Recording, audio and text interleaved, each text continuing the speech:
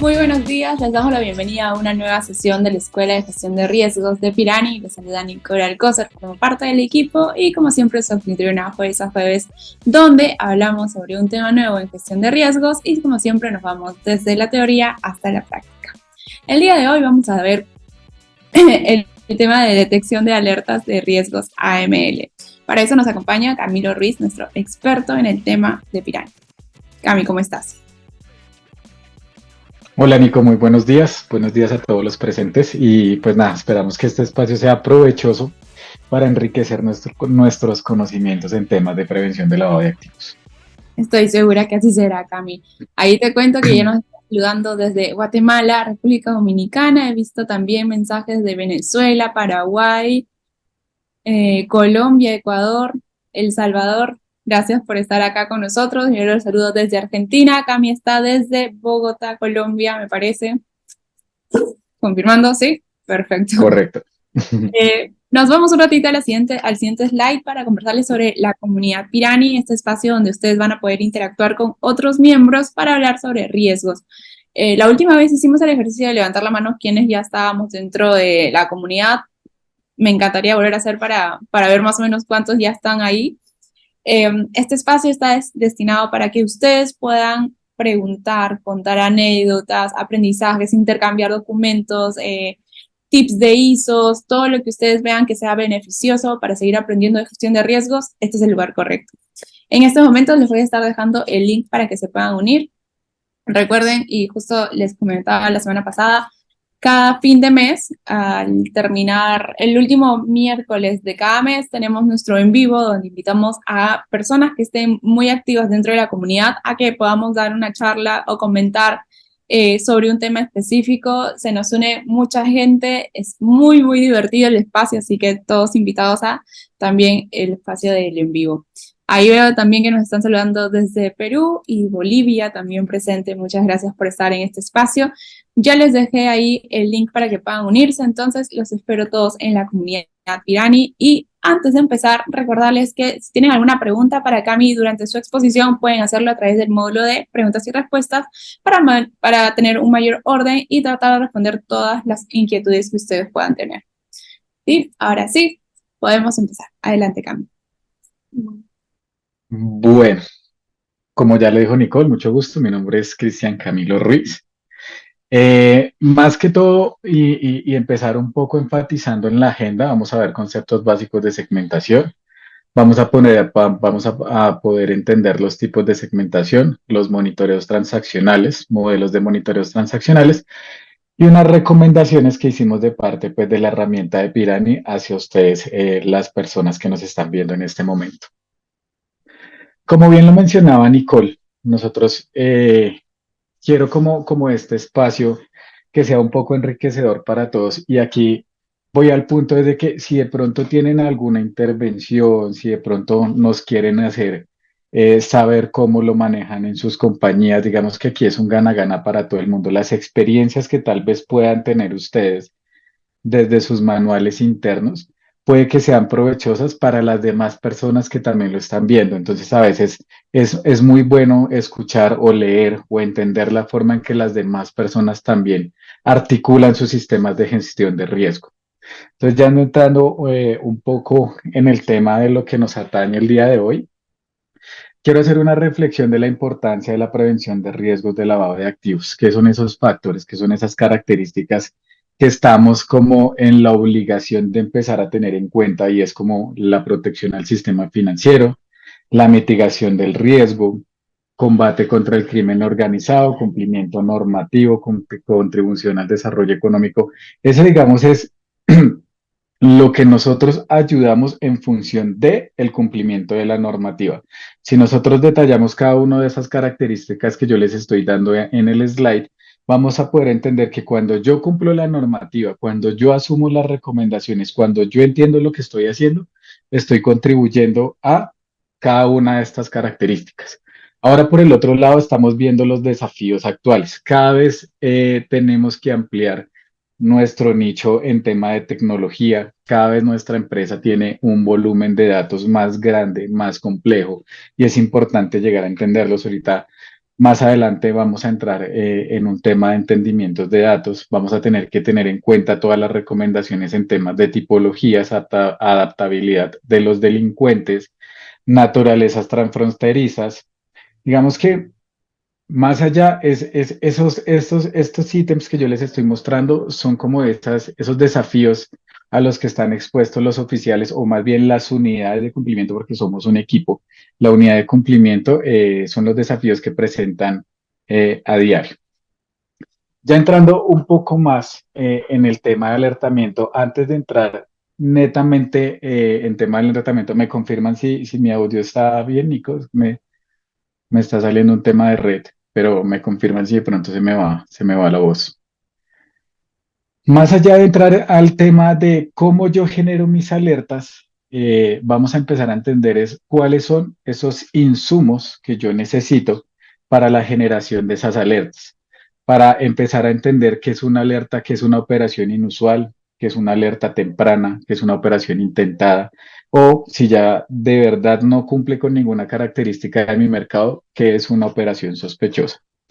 Cuando nosotros entramos a estructurar ese sistema de prevención de riesgo, nosotros tenemos elementos que están dados por capacitaciones, por una infraestructura tecnológica, por una estructura organizacional, por unos organismos de control que claramente deben tener definidos sus funciones, deben estar identificados sus procesos, deben estar identificados sus riesgos, sus controles, y a esto debemos hacerle una serie de monitoreo para que estos elementos funcionen junto con sus políticas, procedimientos, documentación, para que todo este engranaje nos lleve a un objetivo final que es cumplir la regulación por la cual, como ya vi, estamos en varios países, entonces la regulación de cada país exigirá diferentes normativas, pero digamos que el objetivo principal es como genérico y es la prevención del lavado de activos y financiación del terrorismo y los que tienen el riesgo adicional de la proliferación de armas de destrucción masiva. Cuando yo entro a ver cuál es mi insumo principal, y aquí voy a hacer una pregunta para que de pronto la interioricen y si alguien nos quiere de pronto comentar la forma en que estructura, es en sus compañías cómo estructuran la debida diligencia. Más allá de cómo la estructuran es, finalmente yo sí tengo insumos para generar alerta desde mis procesos en mi debida diligencia. Cuando nosotros hablamos de debida diligencia, vamos al conocimiento del cliente, que es el KYC, el Know Your Customer, y la verificación de identidad. En más de una normativa nos dice que la determinación de cómo usted recopila los datos es de libre albedrío, sin embargo, usted tiene que tener en cuenta las políticas de seguridad de la información que le permitan corroborar esos datos que a usted le van a llegar frente al formulario de vinculación. ¿Que esa va a ser mi primera recopilación de datos para yo generar alertas? Sí, de ahí parte cómo yo empiezo a robustecer mi base de datos con la información que me viene dentro de mi formato de vinculación. Por eso establecer un formato de vinculación robusto, cumpliendo con la normativa, más allá de cumplir la normativa, es cumplir con ese objetivo que usted tiene, recopilar la mayoría de información para así tener insumo a la hora de que ese cliente eh, tenga una señal de alerta, que yo tenga ese insumo, que conozca a mi cliente y pueda identificar de verdad cuáles son las políticas o más bien cuáles son esas características que me van a permitir normalizarlo o reportarlo como alerta sospechosa. Adicional del conocimiento del cliente, yo estoy obligado a hacer unas consultas en listas.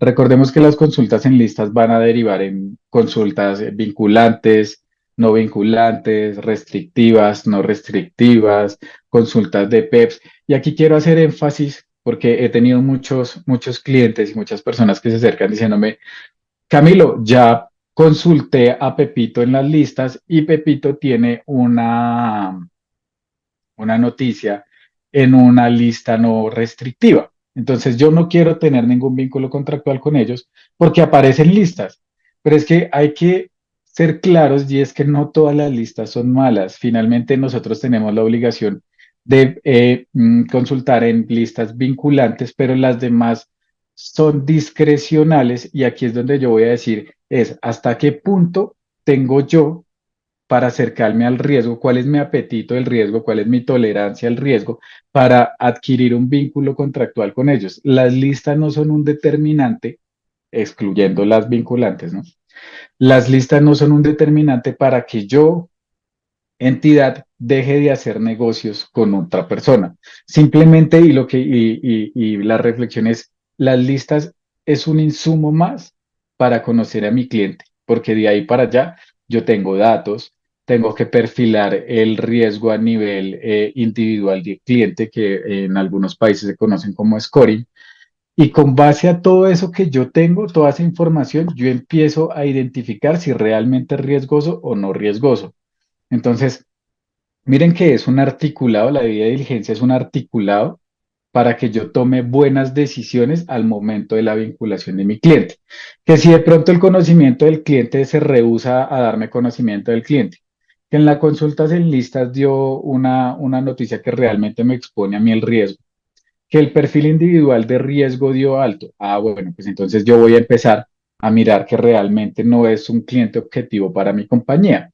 Eso frente a la primera etapa de identificación o vinculación de mi cliente, cuando yo realmente estoy en la originación de ese riesgo, cuando yo realmente soy quien asume o no asume el riesgo de vincularlo a mi cliente. Ya posterior, nosotros vamos a tener otra etapa que llamamos el monitoreo transaccional. Recordemos que la etapa de debida diligencia no solamente viene en la originación, sino viene en el mantenimiento o monitoreo, como se conocen algunas normativas. Cuando yo voy a empezar a monitorear mi cliente a nivel transaccional, yo debo tener un modelamiento de datos. Ya vamos a empezar a hablar de la segmentación. Tengo que empezar a hacer un escrutinio de transaccional porque es que ya a mí todas las transacciones no me sirven para analizar el comportamiento del cliente. Y tengo que volver a hacer una consulta en listas. ¿Por qué? Porque mi consulta en listas no va solamente cuando yo vinculo al cliente, sino que, vamos a poner un ejemplo, el día que yo lo vinculé, siendo hoy 7 de septiembre, me registró que no tiene ningún antecedente. Pero el día de mañana puede que tenga un registro en base de noticias y yo estoy en la obligación de conocer cuál es esa noticia o qué vínculo apareció en la actualización, si de pronto ya le imputaron un delito, si de pronto ya le finalizaron una investigación. Entonces, ese mantenimiento o ese monitoreo que yo tengo que hacer constante en la etapa que yo tenga una obligación contractual del cliente es obligatorio para lo que lo tengamos presente.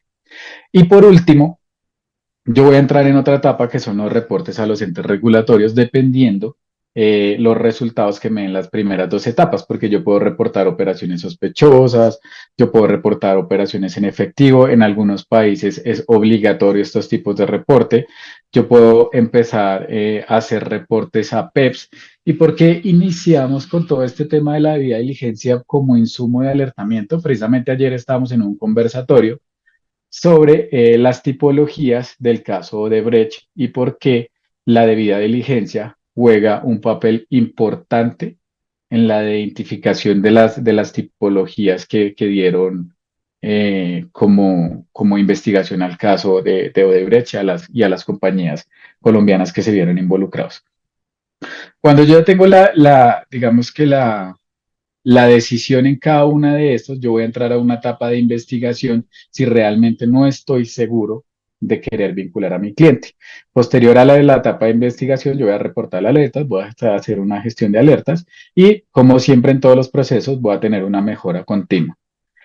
De pronto, hasta aquí tienen alguna pregunta, algo que queramos enfatizar, algo que quieren que profundicemos en estas tres primeras etapas. Me gustaría que las preguntas o las inquietudes que ustedes tengan se hagan en el momento, porque cada vez vamos a ir profundizando en temas que a su vez pues son un poco más complejos. Cami, tenemos una de José, no sé si la ves ahí en preguntas y respuestas. Bueno, aquí sí, se la vi. Nos permitirá OFAC vincular el negocio con alguien que está en su lista. Puedo justificar su razonamiento que me lo permita. Recordemos que OFAC no es una lista vinculante. Sí, OFAC es una lista restrictiva que no va más allá de un acuerdo territorial en Estados Unidos y ya va muy dependiendo de los acuerdos que tengamos a nivel intergubernamental, el cumplimiento del tema de OFAC. Entonces, OFAC no es vinculante, OFAC es restrictiva y hablemos de que cuando es restrictiva, como bien su nombre lo está diciendo, restringe en la posibilidad de que yo tenga un vínculo con mi cliente. Entonces, la respuesta es, pues si está en OFAC, eh, yo creo que yo no haría ningún tipo de vinculación o negocio con esa persona. Finalmente es una lista restrictiva y a nivel de razonamiento, digamos que su conceptualización es muy clara. No sé si te quedó claro. Tenemos otra pregunta en el chat. Recuerden las preguntas del chat, pasarlas ahí a preguntas y respuestas. Gloria nos dice, ¿cómo es el modelamiento de datos? ¿Cómo es el modelamiento de datos? Listo, entendamos el modelamiento de datos como, bueno, vamos a empezar por la primera parte. Cuando yo empiezo un modelo transaccional, miren que nosotros ya hicimos como la parte característica, ¿sí? La parte, sí, llamémoslo característica, de el perfil de riesgo de mi cliente frente a lo que él me pudo haber dicho de su actividad económica, su ciudad, su dirección y ciertas particularidades que me van a permitir a mí conocer a mi cliente y generar un alertamiento. Cuando yo ya tengo un tema transaccional, cuando ya es mi cliente, cuando yo empiezo a mirar su comportamiento de datos, yo voy a empezar a hacer un monitoreo transaccional y voy a empezar a gestionar primero la preparación y mi limpieza de datos, porque a mí todos los datos no me sirven. Voy a un claro ejemplo en el sector financiero. Cuando yo voy al sector financiero, yo no voy a monitorear los movimientos que tenga por gravamen financiero. Yo no voy a monitorear los movimientos que tengan que ver por intereses generados, porque finalmente es dinero o es plata que yo ya sé de dónde viene. Pues un GMF pues está viniendo del cliente de un impuesto que yo le tengo que cobrar por el movimiento. Que los intereses, sí, los intereses se los doy yo por tener una plata en el banco. La debida diligencia está es antes, cuando entró ese dinero. Entonces, yo esa preparación y limpieza de datos, yo tengo que empezar a hacerlo antes de mirar qué es lo que yo quiero monitorear. Una vez yo tengo la preparación y la limpieza de datos, empiezo al modelamiento y entendimiento de datos. Aquí de pronto si hay personas que tengan conocimientos estadísticos, aquí es donde yo empiezo a mirar cómo es el comportamiento de datos, cómo están mis datos, si mis datos tienen distribución normales y esos datos que me van a permitir, cuál algoritmo estadístico me va a permitir generar mi segmentación, qué algoritmo, cuál es el mejor algoritmo que me va a permitir detectar las alertas en función de mis necesidades. Cuando yo ya tengo esa definición de mis datos, yo voy a empezar a valorar ese tipo de tipologías. Y aquí es algo muy importante que siempre nos resalta la normativa y es entender mi contexto interno y mi contexto externo para la valoración de riesgos a nivel de clientes. Cuando yo digo la valoración e identificación de tipologías conocidas como LAFT, yo tengo que empezar a valorar esas fuentes externas a mi compañía que me van a permitir conocer qué es lo que está pasando en el mercado, qué es lo que realmente, cómo se están actualizando los delincuentes. Entonces, es muy bueno siempre tener un contexto interno y un contexto externo de la compañía en función de qué, de ser un poco más rigurosos en tema de la calificación de mis clientes. Cuando yo ya, digamos que he identificado ese contexto interno y ese contexto externo para la valoración de mi riesgo, yo vuelvo a entrar como a un bracito adicional y es otra vez mi monitoreo en listas. Recordemos que yo siempre voy a estar obligado a monitorear mis clientes frente a delitos externos. Ya conociendo el contexto de riesgo de mi compañía, yo voy a basarme en los conceptos que yo como oficial de cumplimiento, en la experiencia que yo como oficial de cumplimiento, en la experiencia de mi equipo de cumplimiento, en el conocimiento que tienen a nivel interno, para empezar a definir diferentes escenarios o reglas a nivel de lo que yo creo que no puede pasar en mi compañía. Aquí es donde nosotros empezamos a hablar de un tipo de alertamiento y ese tipo de alertamiento está basado es en el conocimiento de experto del equipo de cumplimiento.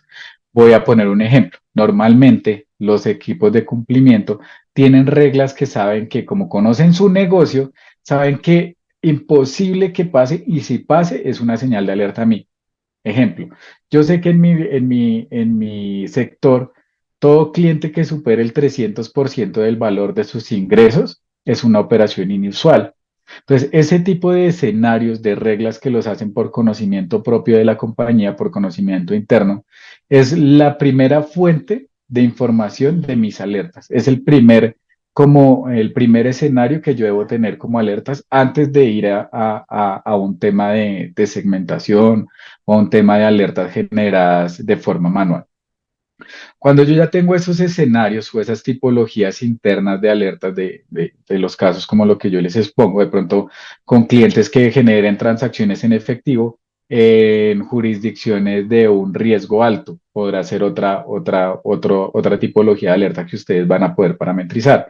Cuando yo tengo los resultados ya de esas tipologías que ustedes están parametrizando, ya sea en la herramienta o sea a nivel interno, van a volver a hacer un workflow que nosotros hemos manejado: investigación, reporte y el monitoreo continuo. Hasta aquí es claro. También tenemos otra pregunta mientras que nos responde tal vez la Gloria, la que nos estaba preguntando por eso, la que nos responda. Tenemos otra pregunta que esta vez es anónimo y nos dice, ¿qué deberíamos realizar cuando alguna contraparte se encuentra listada en paraísos fiscales?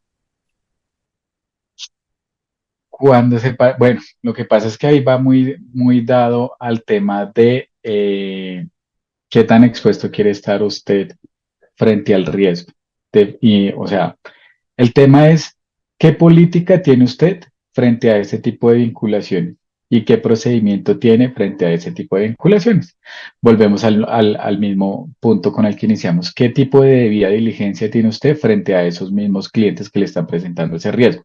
Si nosotros vamos a un punto de que de pronto el paraíso fiscal fue por conocimiento del vínculo con el cliente, o de pronto pues si fue de pronto en una ubicación de listas, pues realmente si nosotros nos vamos por el tema de una búsqueda en una fuente y de pronto apareció, no sé, en un Panama Papers, en un Paradise Papers, pues finalmente la decisión es discrecional y es netamente suya. ¿Cuánto quiere acercarse al riesgo y en sus procedimientos cómo está definido el tratamiento a ese tipo de clientes? Es discrecional la respuesta, la vinculación, y nadie más tiene, digamos, que la última palabra, que pues el equipo de cumplimiento basado de pronto en un análisis que si por procedimiento tiene que pasarlo a junta, eh, va a ser netamente interna la decisión. No sé si quedó claro. Listo. Súper, Cami. Creo que esas son todas las preguntas que tenemos por ahora. Podemos seguir avanzando. Listo. Cuando nosotros empezamos a hablar nuevamente de la valoración de mis variables para todo el tema de definición de riesgo y nuevamente entrando en el contexto interno, en el contexto externo, nosotros siempre tenemos que evaluar cuál es el propósito de la cuenta o relación de mi cuenta, de mi cliente, a qué viene a mi compañía, qué es lo que necesita de mi compañía, cuáles son los servicios que realmente está interesados, si viene en una posición de proveedor o si viene en una posición de cliente. El nivel de activos a depositar por un cliente es súper importante porque de esta manera yo puedo empezar a escoger, no, o a escoger, no, ¿cómo lo llamamos? Como a seleccionar esos parámetros que me van a permitir hacer un seguimiento uno a uno o realmente decir que no me representa ningún riesgo, entonces por ende eh, no voy a desgastar mis esfuerzos en algo que no me representa riesgo. Y la regularidad o la duración comercial. Y esta regularidad o duración comercial lo asocio mucho y se nos ha presentado muchas tipologías con nuestros clientes, sobre todo es en el tema de seguros, de reclamaciones, de beneficiarios. En eso sí hay que mirar como qué tanto el cliente está yendo y volviendo, qué tantas reclamaciones está teniendo, qué tantas beneficiarios están cobrando sus seguros. Entonces, esa última la pusimos enfocada en el tema asegurador, porque sí hemos venido identificando varias tipologías en el tema de la duración de la relación comercial.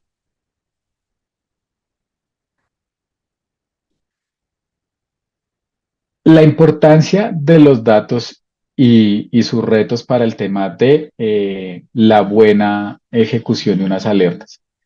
Las características de relevantes, como yo bien lo mencionaba, debe tener una existencia, debe tener una completitud, validez y exactitud, ¿sí?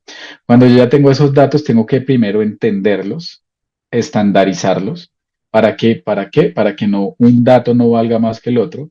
Y finalmente depurar, porque hay mucha basura. A veces en todas las compañías no es un secreto que la mayoría sufre de la calidad de los datos. Entonces siempre es bueno una depuración frente a esos datos que yo tengo. Cuando yo empiezo a generar mis alertas, es muy bueno tener ese conocimiento de cuáles son las diferentes tipologías que me provee el GAFI, la UIAF, la superintendencia de cada uno de los respectivos países. Digamos que ellos hacen un esfuerzo muy valioso en tenernos actualizados frente a las tipologías, en decir, mire, Camilo, usted puede tener una tipología por pitufeo y le dan una descripción de la tipología y adicional te dice, mira, si esta alerta se presenta, si esta señal de alerta se presenta y esta, y esta, y esta, y esta, eso es pitufeo. Entonces, más allá del entendimiento de leer digamos que el documento, es cómo yo lo traigo a mi compañía. Entonces es importante que cuando nosotros estemos enfocados en la solución de alertas, tengamos en cuenta todos estos escenarios para llevarlos a la tipología. Ahora, si nosotros nos vamos netamente a un cumplimiento financiero aquí en Colombia, la Superintendencia Financiera nos exige un reporte donde las alertas deben estar asociados a una tipología. Entonces, si yo no conozco las tipologías, ¿cómo asocio el alertamiento? Entonces, primer paso fundamental, conocer las tipologías. No nos vamos a gastar más de 30 minutos, una hora leyendo el documento de las tipologías y al contrario, lo provechoso y la percepción que le cambia a uno conociendo cómo los criminales están actuando va a ser totalmente diferente y vas a tener, digamos que un plus frente al alertamiento, a la gestión de alertamientos, eh, a la gestión de alertamientos.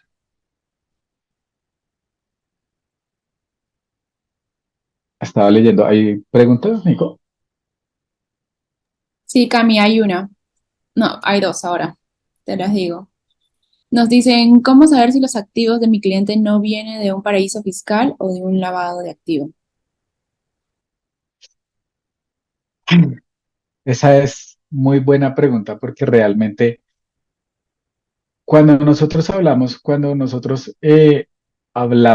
y hay una particularidad y es que a veces nos toca irnos como al tema del derecho frente a cuando uno está en la relación de prevención de lavado de activos. Y es que uno parte del principio de buena fe, porque finalmente una investigación de dónde vienen los activos y hablando como investigación en un tema de tal vez una investigación forense, pues es muy complicado llegar a dar con qué realmente de dónde vienen los activos. Entonces, más allá de que si tú tienes una sospecha de dónde vienen realmente los activos, es mejor empezar a determinar controles más profundos sobre los clientes que puedan a ti representarte un riesgo. Si tú ya tienes una inusualidad o una sospecha de que viene de allá, pues nada, o sea, debida diligencia intensificada si es que en tu manual lo establece así y en algunas compañías frente a manual exigen documentación más profunda cuando los clientes representan un riesgo. Entonces, en el momento yo no te sabría responder cómo decirlo porque tendríamos que entrar en un tema forense, una investigación forense, de dónde vienen realmente los activos de un cliente que hasta ahora está iniciando una, una relación contractual con nosotros. Cami, y una última pregunta para acá. Nos dicen, ¿cuál es la diferencia entre pitufeo y fraccionamiento? Pues realmente si nosotros nos vamos al pitufeo y al fraccionamiento, hay muchas similitudes. Es en la forma que se realiza la transacción. Si nosotros vamos a pitufeo, lo podemos ver de una forma en que alguien quiere, no, es que hay mucha similitud. El fraccionamiento es una suma grande fraccionada de pronto para evadir un control, llevémoslo al sistema financiero, ¿sí? Donde de pronto el sistema financiero tiene un control que se llama el formulario de declaración en efectivo, de declaración de operaciones en efectivo, creo que se llama el formato, y lo tiene que diligenciar las personas que superen el tope de 10 millones. Entonces hay mucha gente que por evadir ese control, lo que hace es fraccionar el fondo para hacer dos transacciones de 5 millones y si va a consignar 12 millones, pues dos de 6 millones y ya, no tiene necesidad de diligenciar la declaración de origen de fondos, que normalmente es el control que tiene una entidad financiera. Entonces, es ese monto grande, fraccionarlo en diferentes montos para evitar que el control, para que evitar que el control lo exponga. Ahora, si nosotros vamos al pitufeo, el pitufeo más que todo se utilizan con valores muy pequeños y voy a hacer aquí un paréntesis y es que los pitufeos se realizan más que todo en zonas fronterizas, en zonas que tienen que ver con el tema de contrabando, el tema de todo este de envío de divisas, que varias personitas, se reúnen varias personas con montos muy pequeños consignándole a la misma persona que está tal vez en la misma ciudad, en otra ciudad, pero necesitan ingresar esa plata al sistema financiero. Entonces, ¿qué hacen? Para no llamar la atención de hacer una transacción de 100 millones, pues reúnen varias personas para que cada uno se vaya así como hormiguitas, se va uno detrás del otro y van haciendo diferentes envíos, ya sea en divisas o sea para una cuenta aquí, simplemente para no llamar la atención con los controles. Entonces, yo pensaría que la diferencia entre fraccionamiento y pitufeo frente a las tipologías es que el fraccionamiento lo hace una misma persona, pues lo que les menciono, hay mucha similitud entre las dos, pero el fraccionamiento se utiliza más que todo para evadir el control en el sistema financiero y el pitufeo, pues la diferencia es que lo hacen muchas personas en función de la consignación a un solo beneficiario final. Y aquí en beneficiario final también recalco el esfuerzo que está haciendo la DIA para la inscripción de beneficiarios finales que están haciendo para el apoyo a la gestión de la prevención de lavado de activos. Por si de pronto no conocían la lista, la DIAN está haciendo un esfuerzo y pueden buscar en las redes y van a encontrar bastante información de los esfuerzos que están haciendo para capturar los beneficiarios finales.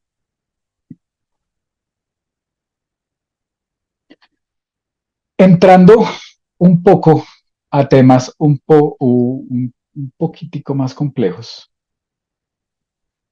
vamos a entrar en todo lo que tiene que ver con la segmentación.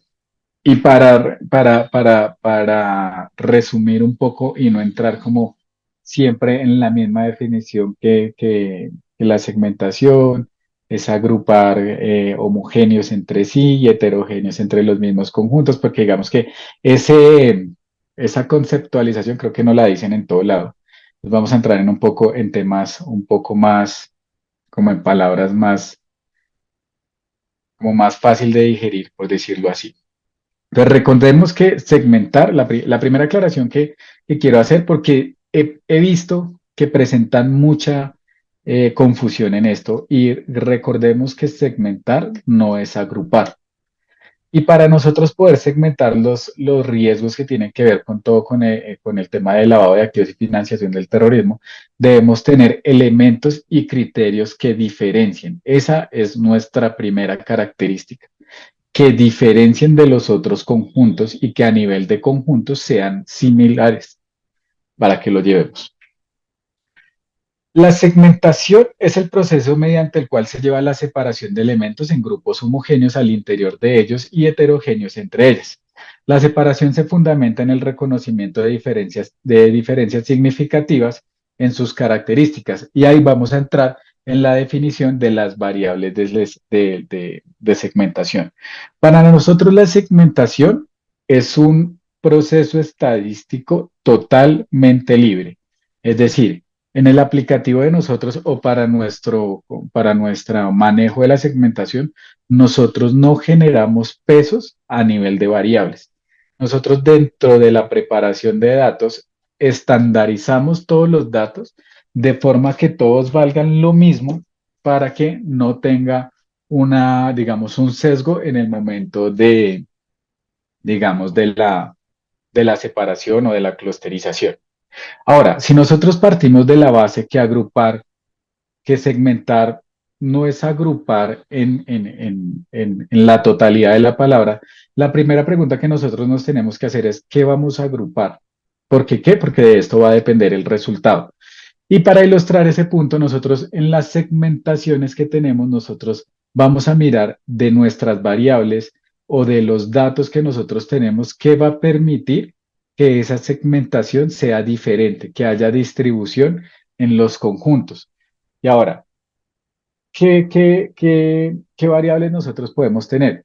Un tipo de identificación, un número de identificaciones irrepetible.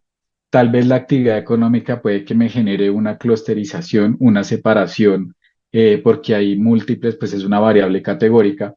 Una jurisdicción es una variable categórica. Me va a permitir generar distribuciones de los segmentos en el tema de las segmentaciones, en el tema de la clusterización. Cuando nosotros tenemos en la segmentación, nosotros tenemos que empezar a entender que hay técnicas y modelos de segmentación. ¿Qué son las técnicas de segmentación? Las técnicas de segmentación se dividen en tabulaciones cruzadas, análisis factorial, análisis de conglomerados, mezclas finitas y redes neuronales. Para el caso de Pirani y su herramienta, nosotros hacemos un análisis de conglomerados. ¿Por qué un análisis de conglomerados? Porque es que el análisis de conglomerados o clusterización es un método estadístico que permite formar grupos de elementos, llamémoslos clientes en este caso, utilizando características como ingreso, montos de las transacciones y frecuencias de las transacciones. Entonces, para ejemplificar los modelos de segmentación, nosotros a nivel de aplicativo utilizamos análisis de conglomerados. Las demás tablas, las demás técnicas de segmentación, digamos que no la usamos porque requieren un poco más de trabajo a nivel estadístico y requieren que los modelos de datos de nuestros clientes vengan preparados y si nosotros vamos a la realidad, pues muchos de los clientes tienen falencia en tema de datos y más que venimos de un tema como la pandemia, donde tenemos que tener en cuenta algo que se llama la estacionalidad de los datos. Y es que yo no puedo comparar el año de pandemia frente a los años que fuimos prósperos económicamente, por decirlo de una manera, porque finalmente si yo comparo la estacionalidad de la pandemia frente a 2023, que hemos tenido como un realce en la economía, pues todo lo que está en la pandemia va a ser todo lo que está pasando ahorita en el 2023 va a ser inusual frente al comportamiento que teníamos en la pandemia. Entonces, todas esas variables se deben tener en cuenta antes de elegir una técnica de segmentación. Listo.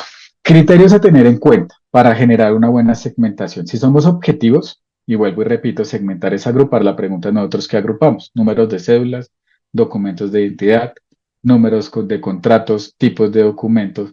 Ahora, aquí es bien importante que las personas que hemos venido trabajando en prevención de lavado de activos hace rato, veníamos acostumbrados a que el ente regulador nos dijera, oiga, es que usted tiene que segmentar por actividad económica, ciudad de nacimiento, dirección, sexo, y ellos nos daban como las pautas para segmentar y yo decía, ah, ok, a mí me dijeron que segmente por esto, pues yo voy a segmentar con esto y así les cumplo lo que ellos me están diciendo.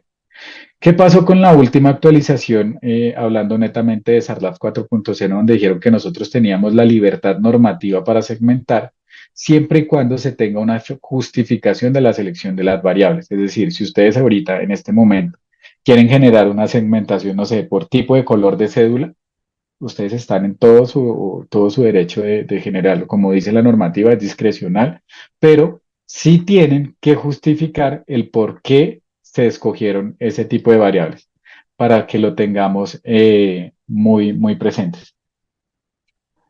Hay algunas preguntas que veo que se está moviendo como el chat, pero bueno, listo. Cami, ¿te digo la pregunta entonces? Sí, sí, sí, sí. Listo, nos dicen qué actividades componen la realización de una debida diligencia intensificada. Por favor, hacer énfasis en algún caso real. Listo.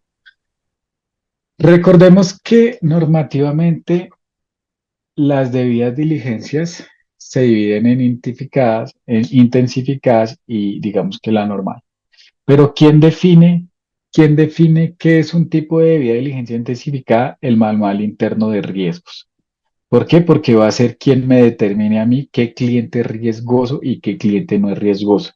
¿Qué cliente yo tengo que esforzar mis esfuerzos, o sea, sí, realzar mis esfuerzos para tenerlo controlado? Entonces, la primera pregunta, ¿qué actividades componen la realización de una debida diligencia? Eso lo determina tu manual. ¿Por qué? Porque en el manual te va a decir, para clientes de riesgo alto se deberá hacer un seguimiento más robusto como una debida diligencia intensificada. O puede que en tu manual diga que a partir del nivel riesgo medio del cliente del scoring tengas que hacer una debida diligencia intensificada. Ahora, si nosotros nos vamos a un caso práctico, nosotros podemos ir a la calificación de riesgos que hace la policía aquí en Colombia frente a jurisdicciones y frente, digamos, a actividades económicas. Y yo podría decir, ok, yo en mi empresa tengo un cliente que está situado en Cúcuta, que es una zona fronteriza. Por ende, las zonas fronterizas están catalogados como de alto riesgo porque son susceptibles al contrabando y además y a diferentes delitos fuente. Y por otro lado, la actividad económica, es, no sé, exportación de piedras preciosas. Entonces, yo digo, primero, tengo una actividad económica riesgosa, porque piedras preciosas está catalogado como riesgoso. Tengo una jurisdicción de alto riesgo, como lo puede llegar a ser Cúcuta. Y adicional, yo veo que en los servicios que yo le ofrezco a mi cliente, él me está transando en efectivo. Pues miren que se reúnen tres variables que me exponen el riesgo un montón. Primero, no es normal un cliente transando en efectivo. Bueno, depende de la actividad económica. Pero ese riesgo de que me está transando en efectivo se va a exponer. ¿Por qué? Porque es que está en Cúcuta y es una zona fronteriza y es una zona catalogada como de riesgo alto. Y fuera de eso yo sigo mirando y es exportación de piedras preciosas.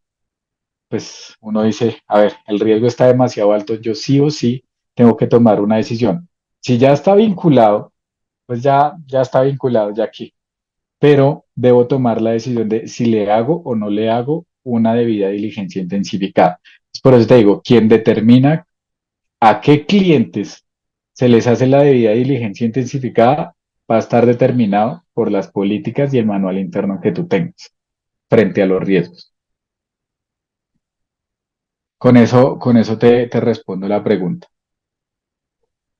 Si nosotros volvemos al tema de la segmentación y volvemos al tema de cómo yo genero una dispersión de datos o una clusterización, partamos de que nada es igual ni diferente si no tenemos claramente definidos los criterios mediante los cuales vamos a definir igualdad o diferencia. Si nosotros vamos, todos somos seres humanos en términos biológicos, especie humana, mamíferos, vertebrados, pero diferente en términos sociales. Y esa diferencia en los términos sociales es la que me va a permitir a mí hacer una segmentación o una buena clusterización de mi segmentación. Entonces, lo primero que yo tengo que preguntar antes de iniciar una segmentación es, ¿qué espero de la segmentación? Una vez yo tenga esa respuesta, empiezo a mirar cuáles van a ser los insumos de que yo genere pues que me genere la respuesta que yo estoy esperando. Cuando yo voy allá, ya tengo una técnica de segmentación clara, yo voy a empezar a hablar de los tipos de segmentación. Cuando yo voy a los tipos de segmentación, voy a tener segmentaciones descriptivas, segmentaciones de expertos, segmentaciones dinámicas y segmentaciones atadas a la debida diligencia. Como recomendación, nosotros aquí vamos a definir cada una de las segmentaciones para que lo tengamos presente. Segmentación descriptiva. La segmentación descriptiva es aquella que, si bien cumple con los fundamentos legales normativos y cuenta con sólidas bases estadísticas, nos pueden servir para describir los segmentos, pero no busca predecir el comportamiento de los clientes. Es decir, mi segmentación descriptiva es buena, pero no se anticipa los movimientos de los clientes. Valga aclarar que las segmentaciones que buscan anticiparse al movimiento son las de fraude, pero para este tema estamos netamente en prevención de lavado de activos. Segmentación de expertos. Puede cumplir o no cumplir con los criterios mínimos establecidos normativos, pero no emplea métodos estadísticos. Esa es una falla. Puede aportar mucho conocimiento por parte de quienes conocen los factores de riesgo, pero el procesamiento de los datos no se hace mediante herramientas estadísticas. Una de las notas que tiene la normativa es que nosotros debemos tener un método de alto valor reconocido técnico. Bueno, se me escapa si me recuerdo, les digo exactamente cómo dice la normativa, pero sí nos exige que nosotros tengamos un modelo de alto valor, bueno, se me escapa en estos momentos. Continuemos. Segmentación dinámica. Las segmentaciones dinámicas cambian en periodos de tiempos cortos, como una semana, incluso a diario, pero si nosotros vamos a como a la realidad de nuestras áreas de cumplimiento, pues si nosotros hacemos una segmentación dinámica que cambie semanal, diario, cada 2 días, pues realmente vamos a tener una carga operativa grandísima. Entonces digamos que no la recomiendo. Segmentación atada a la debida diligencia. Esta segmentación atada a la debida diligencia va muy en función de los riesgos que identificaron al inicio de esta conversación o en la etapa de identificación de riesgos que ustedes tienen en su manual. Como recomendación, nosotros, ¿qué hacemos? Nos apoyamos. Segmentación descriptiva, segmentación de expertos y segmentación atada a la debida diligencia. Son 3 componentes que me van a permitir a mí tener en cuenta. Un modelo estadístico, el conocimiento que tengan mis expertos en el área de cumplimiento y la debida diligencia, la cual yo debo tener estipulada en mi manual. Entonces son 3 bases fundamentales que me pueden a mí generar muy buenas alertas, no falsos positivos, y adicional me pueden generar una buena clusterización en materia de segmentación. El tema de las alertas, me faltó mencionarles un tipo de alertas porque hasta el momento hemos generado 3 tipos de alertas. Alertas basadas en los conocimientos de expertos de las unidades de cumplimiento, alertas basadas en las agrupaciones que me genera la segmentación, y hablemos de alertas intra y extra clúster. Intraclúster son alertas que dentro del mismo conjunto de datos generan como un movimiento brusco, ¿sí? Y extra clúster cuando de un clúster cambia al otro clúster. Entonces, para mí tal vez este clúster no era tan riesgoso, pero cambia a este clúster. Entonces, sí se me exponenció el riesgo un montón y yo tengo que tener claramente identificados esos clientes que me cambian de segmento. Entonces, miren, tenemos alertas por segmentación, alertas por conocimiento propio de la organización o de expertos, y por último, alertas manuales que se me pueden generar por procesos derivados que no necesariamente tienen que estar dentro del área de cumplimiento. Ejemplo, el área comercial. El área comercial básicamente es los ojos del área de cumplimiento. Para que el área comercial me apoye en la generación de mis alertas, yo lo tengo que, como dicen los mecanismos y los elementos, tengo que brindarle una capacitación a mi área comercial en función de qué, de que me genere alertas, de que me identifique alertas. Cuando el proceso no es totalmente del área de cumplimiento y son los comerciales los que están allá, la persona comercial es la primera persona que me va a empezar a definir esos comportamientos anómalos. Mire, señor oficial de cumplimiento, es que ese cliente se me rehusó a darme la composición accionaria, no sé, se me rehusó a darme el estado de pérdidas y ganancias de la compañía.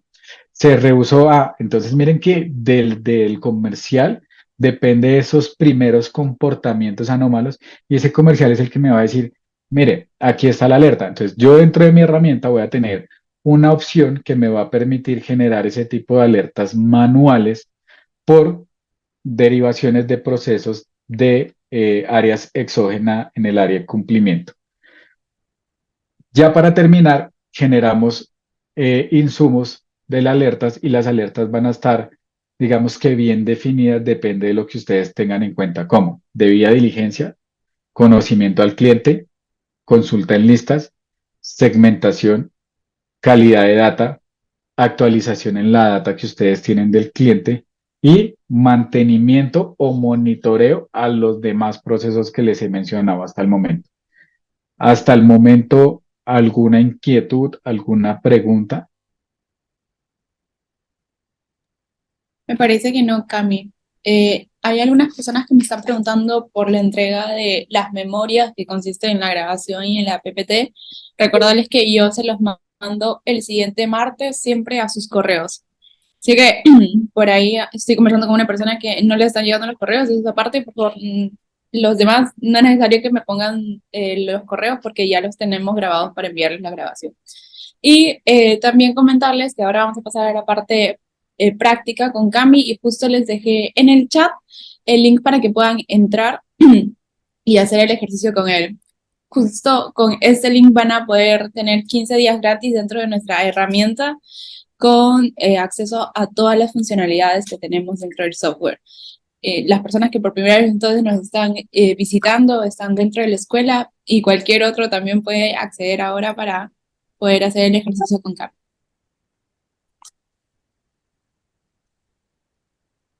Listo, entonces vamos a dar un minutico mientras abren la herramienta o no sé si comenzamos de una vez lo que me diga el público. Vamos a compartir la herramienta. Me dicen si ya ven mi herramienta. Listo, vuelvo a compartir el link porque parece que a algunos no les ha llegado. Voy. Listo, listo, Cami. Listo. Esta es nuestra herramienta de AML, de prevención de lavado de dinero. AML, pues Anti-Money Laundering, son las siglas en inglés para todo el tema de prevención de lavado de activos, financiación del terrorismo y quienes les aplique la proliferación de armas de destrucción masiva. Vamos a enfocarnos en lo que nos atañe en este momento, que son la generación de alertas. Como bien les mencionaba, nosotros tenemos un módulo de alertas. Esas alertas están en función de qué? De la parametrización que nosotros tengamos a nivel de reglas por expertos. Se acuerda que les decía que hay unas alertas que se generan con conocimiento de mi cliente. Entonces, no sé, esta podrá llegar a ser una. Yo en mi aplicativo tengo la posibilidad de generar todas esas transacciones o todos esos alertamientos que yo creo que se me puedan presentar. ¿A nivel de qué? De un responsable que va a ser quien esté en la responsabilidad de gestionar el alertamiento. Y aquí yo tengo una base a la cual se le va a aplicar. Como yo normalmente cargo clientes y muchas veces cargo mis contrapartes y todo esto se hace con un enfoque basado en riesgos, pues yo no le debo dar el mismo tratamiento a los clientes que a las contrapartes. Entonces, por eso excluyo y le digo si quiero clientes o si quiero contrapartes. Para este ejemplo, el que la persona me dice, no, Camilo, yo quiero empezar con mi primera parametría en donde me diga que yo quiero que el máximo del valor de la operación sea 300.000 pesos en una persona jurídica, ¿sí? Mayor que 300.000 pesos y en un rango de 5 años. Entonces, miren que todas las posibilidades a nivel de periodicidad, a nivel de variables que ustedes hayan cargado, a nivel estadístico, yo puedo jugar con todos estos criterios para empezar a parametrizar lo que a ustedes se les imagine, yo creo que el 90% es parametrizable en la herramienta. Que mi cliente supere el valor de sus ingresos, que mi cliente supere el 100% en incremento patrimonial, que mi cliente haya tenido más de 2 reclamaciones, que mi cliente no puede hacer más de 3 transacciones por superior a un valor de 10 millones, que el tema de pitufeo, que mi cliente me alerte cuando reciba más de 10 transacciones en un mes, con valores superiores a o menores a 10 millones. Entonces, todo lo que se les ocurra frente a tipologías, lo podemos hacer aquí en la herramienta con los criterios. Que hay que tener en cuenta que la información debe estar cargada, ¿sí? Que la información debe estar correcta, debe estar actualizada y debe ser confiable. ¿Por qué? Porque si ustedes me dicen, Camilo, yo quiero generar un alertamiento por el color de la cédula, entonces yo te voy a decir, ah, claro, ¿tenemos el color de la cédula? No, no lo tenemos. No, imposible, imposible generar un alertamiento por una condición que realmente no tenemos guardado en la herramienta. Eso por el lado de gestión de alertas a nivel de conocimiento de expertos. Alertas identificadas en procesos exógenos a la unidad de cumplimiento. Yo tengo acá en mi módulo de alertas y los que hemos tenido la posibilidad de ir a gestionar un caso en CIREL, en la OIAF, donde se reportan las operaciones sospechosas de la OIAF, vamos a ver que la dinámica es exactamente igual. Los campos son muy similares y lo que buscamos es una carátula de información, una descripción de los hechos, una evidencia si contamos con evidencias que nos permitan hacer una investigación más clara y unos responsables asociados a los factores clientes, contrapartes o usuarios. Si es mi cliente, yo voy acá a mi cliente, mi base de datos de clientes y lo puedo asociar a los clientes que yo necesite.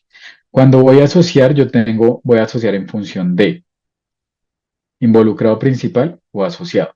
Porque hay estas dos tipologías, porque yo en temas de pitufeo o de fraccionamiento voy a tener un involucrado que puede llegar a ser mi cliente y diferentes asociados que pueden llegar a ser los usuarios que están transando y que yo probablemente tenga algún tipo de información y quiera tenerlos ahí mapeados por si en algún momento me vuelven a transar o en algún momento se me vuelven clientes. Entonces yo lo puedo tener frente a involucrado principal y siempre asociado. Cada uno de manera individual, yo puedo llegar a hacer comentarios y puedo llegar a generar más justificaciones a nivel documental. Eso para que lo tengamos presente. Y por último, nosotros podemos generar las alertas asociadas a un factor de riesgo, como lo establece la normativa. Eso a nivel de alertas manuales.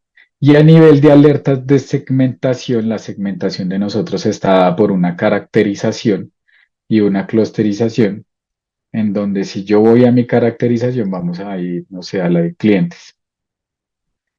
Yo tengo mis modelos y yo voy a empezar a gestionar unos datos. Miren que la segmentación, más allá de generar alertas, les va a permitir a ustedes es tener un panorama claro de cómo está su compañía, un panorama claro de cómo está todo el tema de los datos, porque nos da las variables, nos da el número de óptimos por segmento, los modelos matemáticos, la ejecución para el clúster óptimo, nos da la segmentación y adicional nos empieza a dar ciertos valores estadísticos que me van a permitir tener algo más claro. ¿Por qué?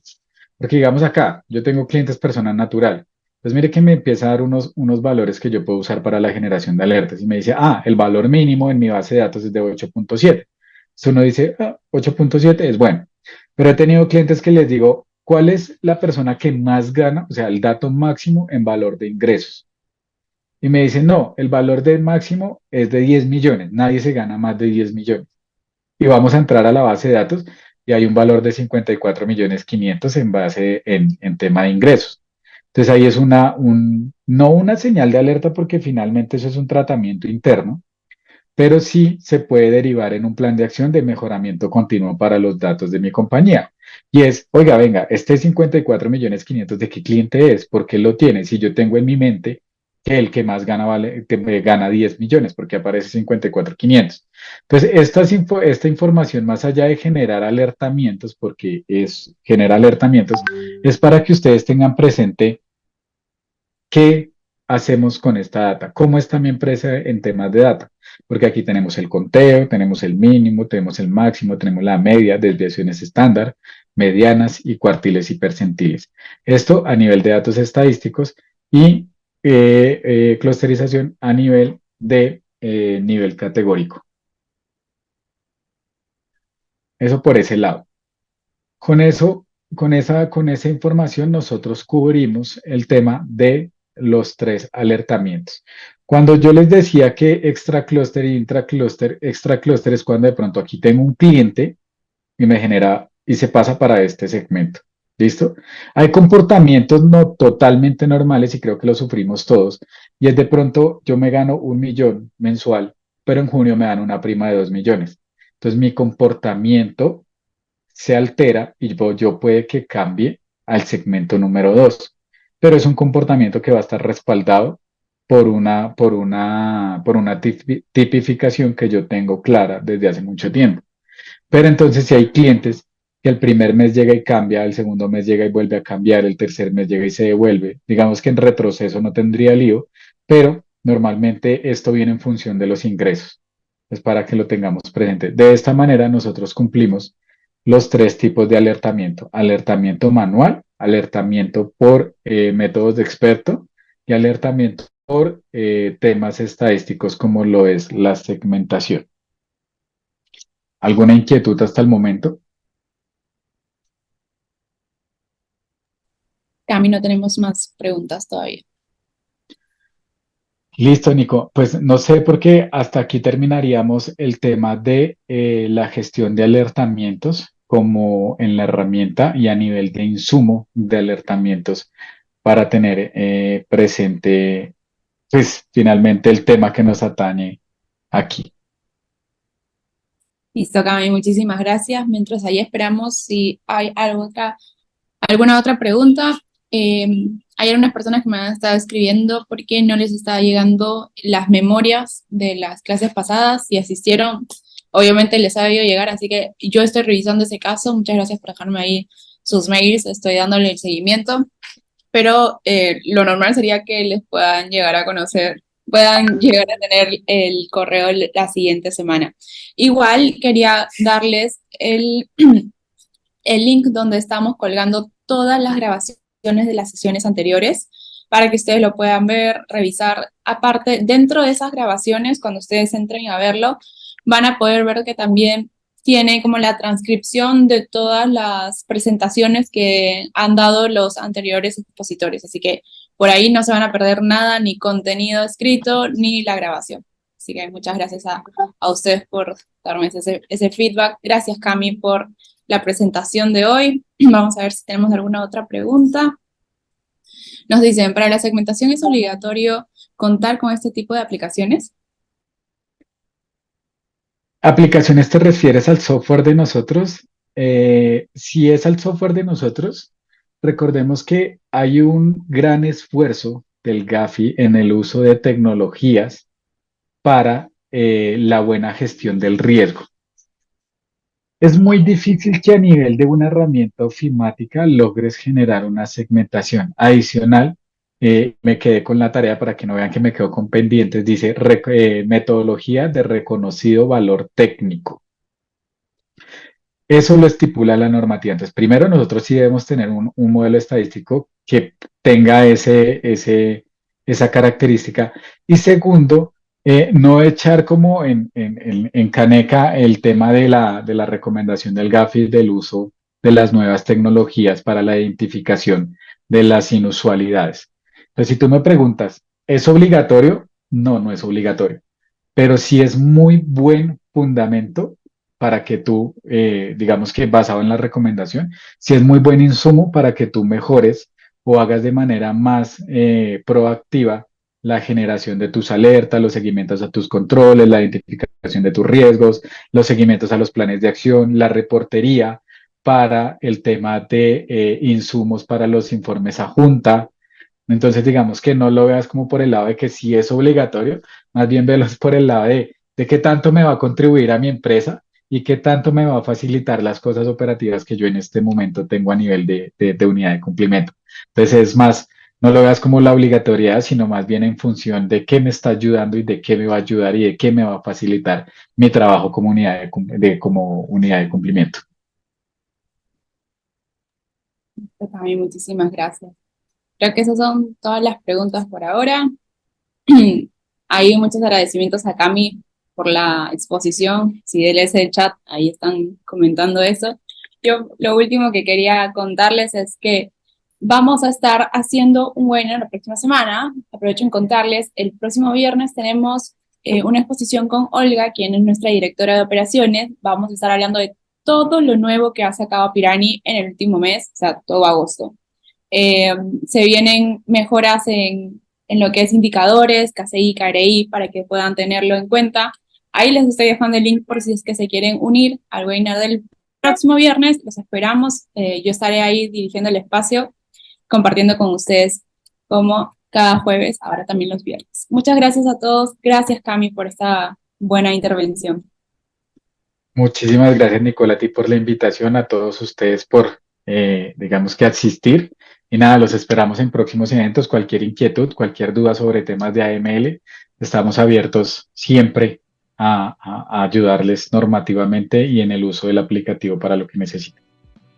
Ya saben, entonces, eh, sí, nos están preguntando si la invitación también del próximo viernes les ha llegado al correo. Yo mandé un correo esta semana para invitarlos a todos ustedes, así que espero que les haya llegado. Igual estoy compartiendo ahí el link para que puedan inscribirse. Recuerden que al finalizar de esta sesión, como todos los jueves, les va a estar saliendo una pequeña encuesta donde ustedes nos van a contar qué les pareció el tema, qué otros temas quisieran tocar dentro de la escuela, con el fin de poder armar un nuevo cronograma de conocimientos, escoger a profesionales tan tesos como lo tenemos acá, Cami, y poder brindarles el mejor conocimiento. Entonces, para eso nos sirven muchísimo las encuestas. Espero que lo puedan llenar. Muchas gracias. Nos vemos el próximo jueves con un nuevo tema en la Escuela de Gestión de Riesgo. Chao, chao.